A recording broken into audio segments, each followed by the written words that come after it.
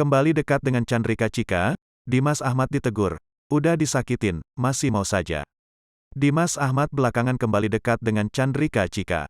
Keduanya kembali sering tampil bersama dalam beberapa kesempatan.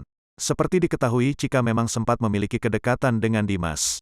Di hadapan Tarik dan Atta Halilintar, keduanya mengaku hubungan mereka hanya sebatas teman. Hal ini karena Chika itu belum mau berpacaran. Namun tak berapa lama, seleb TikTok itu kepergok jadian dengan Tarik Halilintar. Bahkan diakui Tarik, Chika lah yang mendekatinya pertama kali. Hubungan Chika dan adik Atta Halilintar itu pun tak berlangsung lama. Tarik pun kini sudah move on dan memacari adik Bibi Adriansyah Fuji. Setelah hubungan keduanya kandas, Chika tiba-tiba dekat lagi dengan Dimas Ahmad. Dalam beberapa acara, Dimas dan Chika tampil bersama. Baru-baru ini Dimas tampak mengunggah potretnya dan Chika. Rahasia kita kebongkar di @oprentertainment, tulis Dimas. Kolom komentar Dimas pun langsung dipenuhi tanggapan warganet.